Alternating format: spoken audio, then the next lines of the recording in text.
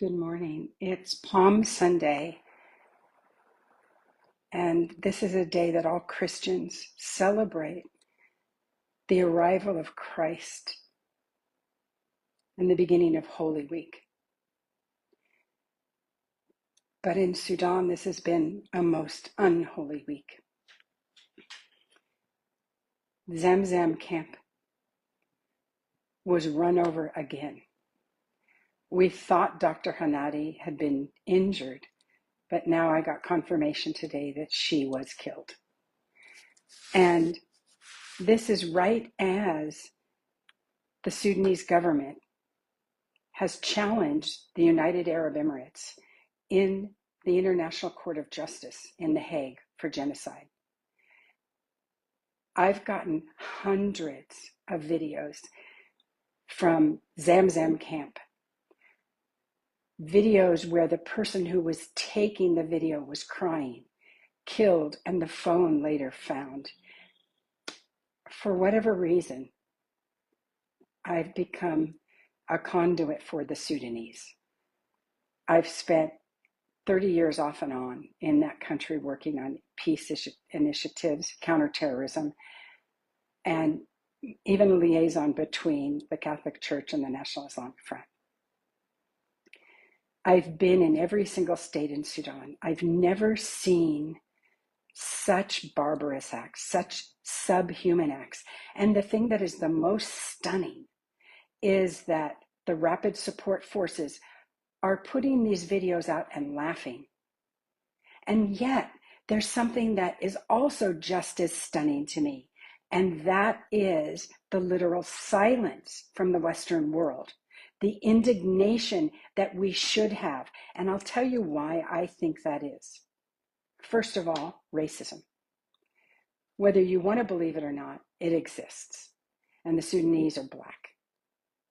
But it's also, in my humble opinion, exactly what Netanyahu has done to the Gazans. Let's wipe them out and take them off their land yet a second time. But here's what's happening.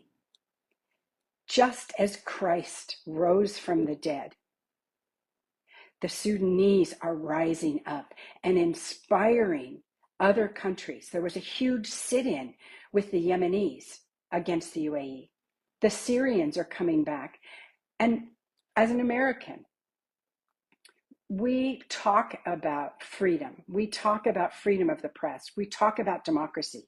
And yet, April 15th in London is a scheduled peace talk of which the government of Sudan isn't even invited to, but the terrorist group, the RSF, is, because Abu Dhabi's paying for it. London, wake up. Washington, D.C., wake up.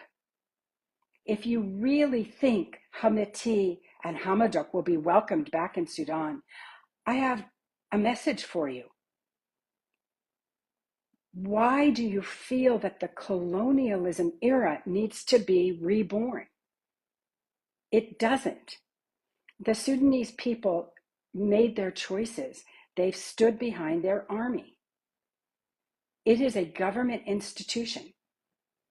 And it is time that we recognized self-determination for the Sudanese. You haven't invited them to London, to the talks. And I am going to tell you that those talks will fail again. I don't care how much money you put into this.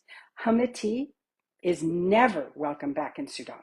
I don't care if William Ruto of Kenya says, have a government here, do this. It's never going to happen.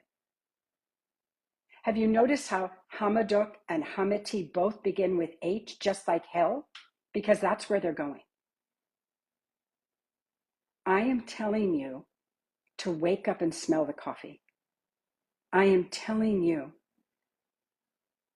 that the Sudanese armed forces have the support of the people, and they will push this terrorist group out. In Zamzam camp, just over the last few days, the RSF targeted the medical staffs. They targeted the NGOs, and they killed over 1,500 people. Where is world outrage? I can tell you it's not going to be in London. I can tell you that the peace talks in London will fail just like they did before. And mark my words, I prophesize that the United Arab Emirates, who were founded by a great man, Sheikh Zayed, who was beloved, is looking down on his son who rules now, and he is ashamed of you. I prophesize this is the beginning of the end for you. Thank you.